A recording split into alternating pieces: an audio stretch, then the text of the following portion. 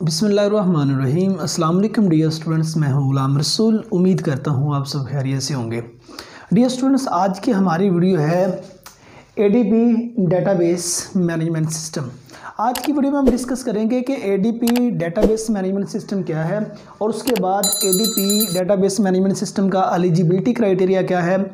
तीसरे नंबर पर जो हम बात करेंगे एडीपी डेटाबेस मैनेजमेंट सिस्टम का दौरानिया कितना होता है और उसके बाद एडीपी डेटाबेस मैनेजमेंट सिस्टम का पब्लिक और प्राइवेट सेक्टर की यूनिवर्सिटीज़ में जो मेरिट है वो क्या होता है। अगर कॉलेजेस में आपका एडमिशन हो तो उसका मेरिट क्या होता है। मीन्स जिन कॉलेजेस की मुख्तलिफ यूनिवर्सिटीज़ के साथ एफिलिएशंस होती है वो कितनी फ़ी चार्ज करते हैं, उनका मेरिट क्या होता है। उसके बाद हम बात करेंगे कि एडीपी डेटाबेस मैनेजमेंट सिस्टम का जो फ़ी पैकेजेस हैं वो क्या होता है। अगर आपका किसी यूनिवर्सिटी में एडमिशन होता है तो वहाँ उनका फ़ी पैकेजेस क्या है, या आप किसी कॉलेज में एडमिशन लेते हैं जो किसी यूनिवर्सिटी के साथ एफिलेटेड होता है उसका जो फ़ी पैकेज है वो क्या होगा। उसके बाद हम बात करेंगे एडीपी डेटाबेस मैनेजमेंट सिस्टम का जो इनमें पढ़ाए जाने वाले सब्जेक्ट्स हैं वो कौन कौन, सेमेस्टर कितने पढ़ाए जाने वाले सब्जेक्ट्स कौन कौन से हैं। और इसके बाद लास्ट में हम बात करेंगे क्या एडीपी के बाद आप नेक्स्ट स्टडी जारी कर सकते हैं, या एडी के बाद अगर आप जॉब करना चाहें तो आपकी डिग्री किसकी इक्वल होगी, किस किस स्केल पे आप जॉब कर सकेंगे। तो डियर स्टूडेंट्स, अगर हम एडीपी की बात करें तो ये एसोसिएट डिग्री प्रोग्राम कहा जाता है। मींस पहले जो 2 साल की डिग्री हो रही थी जिसको हम बीए, बीएससी, बीसीएस वगैरह का नाम देते थे, उसको ख़त्म करके सेमेस्टर सिस्टम प्रोग्राम में इस डिग्री को एडीपी के नाम से मुतारफ़ करवाया गया है कि मीन्स एसोसिएट डिग्री प्रोग्राम। उसके बाद आप जिस सब्जेक्ट में वो एसोसिएट डिग्री करना चाहते हैं, ये एसोसिएट डिग्री प्रोग्राम इन डेटाबेस मैनेजमेंट सिस्टम है। ये डेटाबेस मैनेजमेंट सिस्टम ये कंप्यूटर का एक फील्ड है कि जिसके मतलब ये वाली डिग्री है डेटाबेस मैनेजमेंट सिस्टम। ठीक है, तो डियर स्टूडेंट्स, अगर हम इसका एलिजिबिलिटी क्राइटेरिया देखें तो इसका इस डिग्री का एलिजिबिलिटी क्राइटेरिया कंप्यूटर का फील्ड है। यह स्पेशली उन स्टूडेंट्स के लिए होता है, वो स्टूडेंट्स जो मैट्रिक के बाद आईसीएस का फील्ड चूज़ करते हैं। आईसीएस करने के बाद उनके लिए ये वाला फील्ड होता है। तो dear students, ADP database management system में जाने के लिए सबसे पहले आपके पास आईसीएस का होना ज़रूरी है, आईसीएस की डिग्री होना ज़रूरी है। मीन्स आईसीएस के भी मुख्तलिफ कम्बिनेशन आ जाते हैं। वो स्टूडेंट्स जिन्होंने आईसीएस फिजिक्स मैथ कंप्यूटर इस कम्बिनेशन वाला आईसीएस किया हुआ है, ये फील्ड उन बच्चों के लिए दी बेस्ट है। रीज़न डैट कि जब आप डेटाबेस मैनेजमेंट सिस्टम जाएंगे, इनमें जो पढ़े जाने वाले सब्जेक्ट्स हैं उनमें काफ़ी ज़्यादा चीज़ें होती हैं जो फिज़िक्स और मैथ्स के रिलेटेड होती हैं। और दूसरे नंबर पे वो स्टूडेंट्स जिन्होंने एफएससी प्री इंजीनियरिंग की हैं, वो वाले स्टूडेंट्स भी एडीपी डाटाबेस मैनेजमेंट सिस्टम के लिए एलिजिबल हैं। ये 2 लाजमी, या वो स्टूडेंट्स जिन्होंने एफए किया है, एफए में उन्होंने स्टैट मैथ वगैरह का सब्जेक्ट पढ़ा हुआ है उनके लिए भी। तो उसके बाद बेटे ये बेसिक इनके लिए है। बाकी दीगर जो प्राइवेट सेक्टर के यूनिवर्सिटीज़ या कॉलेजेस वगैरह हैं, वो स्टूडेंट्स जिन्होंने एफआईटी किया या वो स्टूडेंट्स कि जिन्होंने कोई कंप्यूटर का सब्जेक्ट पढ़ा हुआ वगैरह वगैरह, उनको वो एडमिशन दे देते हैं। लेकिन बेसिक जो एलिजिबिलिटी क्राइटेरिया होता है, first of all ICS, second number पे एफएससी मेडिकल वाले का, या जिन स्टूडेंट्स ने डीएई डिप्लोमा किया हुआ 3 साल का, वो वाले स्टूडेंट्स भी इसके लिए एलिजिबल हैं।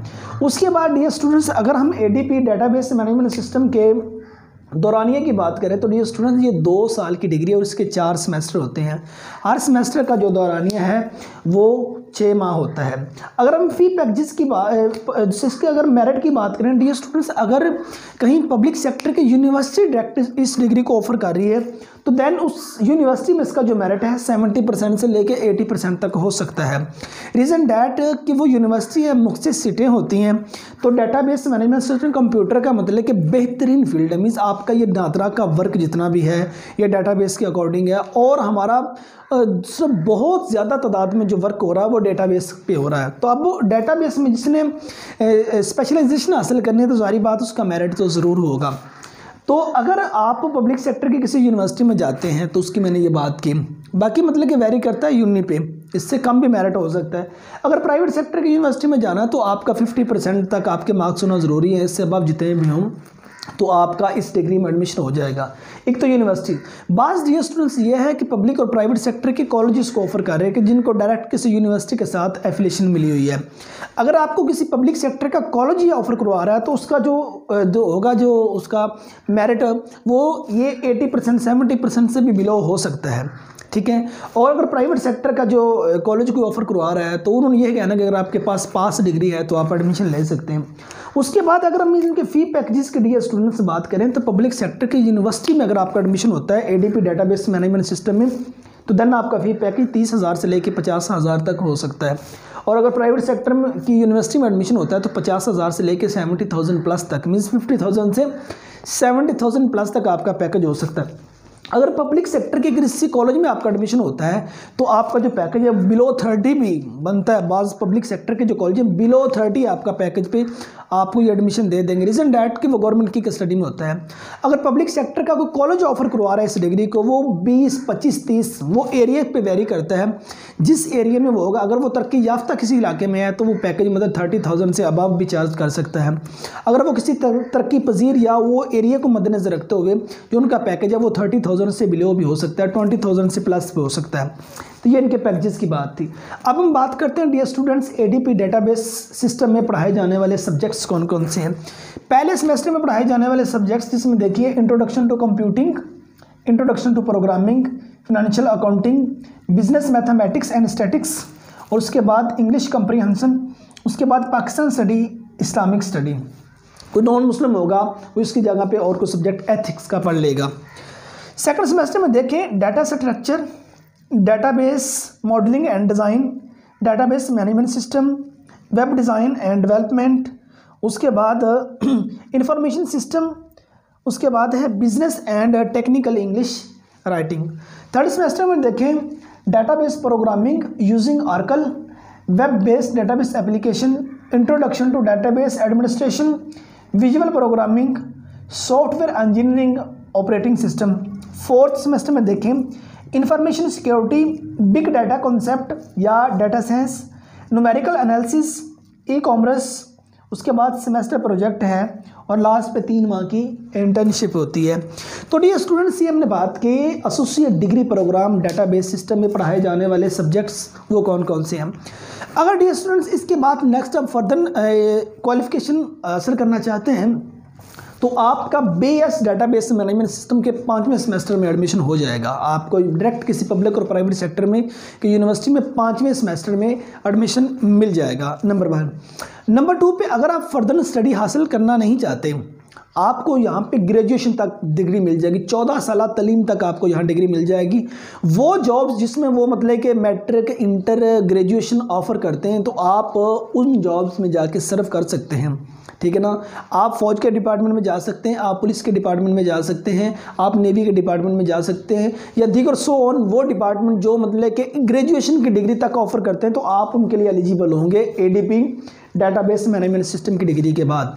इन सब्जेक्ट्स को पढ़ने के बाद अगर आपका इन सब्जेक्ट्स पे ग्रिप हासिल हो जाती है, आप प्रोग्रामिंग के बारे में अच्छे तरीके से जानना शुरू कर देते हैं, आपको प्रोग्रामिंग के रिलेटेड ठीक नॉलेज हो जाती है, हाउ नाउ ठीक हो जाती है, आप सॉफ्टवेयर हाउसेज में भी काम कर सकते हैं, आप अपनी स्किल अपनी महारत पे अच्छा खासा अपना रोज़गार बना सकते हैं। तो डियर स्टूडेंट्स, ये कंप्यूटर का फील्ड है, इस फील्ड का स्कोप इसका आप इनकार नहीं कर सकते, इसका स्कोप ज़रूर है। अगर नेक्स्ट आप तालीम हासिल करना चाहें इसके बाद वो नेक्स्ट आप तालीम हासिल कर भी सकते हैं। और इनके बाद अगर आप अपने सैलरी पैकेजेस की बात करें तो आप प्राइवेट पब्लिक सेक्टर दोनों में मतलब अच्छा खासा सर्व कर सकते हैं। पब्लिक सेक्टर में आपका जो पैकेज है वो 30,000 से स्टार्टिंग पैकेज आप ग्रेजुएशन के बाद आपको मिल सकता है, 30,000 से लेके ऑनवर्ड। और अगर पब्लिक सेक्टर में अगर आप प्राइवेट सेक्टर में अगर आप जॉब के लिए जाते हैं वो आपकी स्किल पे डिपेंड करता है, मीन्स 20,000 से आपका पैकेज प्राइवेट सेक्टर में स्टार्ट हो सकता है, 20,000 से लेके ऑनवर्ड। जिस तरह आपका एक्सपीरियंस इंक्रीज होता जाएगा, आपकी स्किल बढ़ती जाएगी, उसी की तरह आपका पैकेज भी बढ़ता जाएगा। तो डियर स्टूडेंट्स, आज की वीडियो में हमने बात की सबसे पहले कि एडीपी क्या है, उसके बाद एडीपी डेटाबेस मैनेजमेंट सिस्टम का एलिजिबिलिटी क्राइटेरिया और उसका दौरानिया, मेरिट, फी पैकेजेस और उसके बाद उसमें पढ़ाए जाने वाले सब्जेक्ट्स और उसके बाद कौन कौन सी जॉब्स कर सकते हैं या नेक्स्ट स्टडी आप कर सकते हैं या नहीं कर सकते, उसके बारे में हमने बात की। तो उम्मीद करता हूँ ये आज की वीडियो आप स्टूडेंट्स के लिए नहायत मुफीद साबित हुई होगी।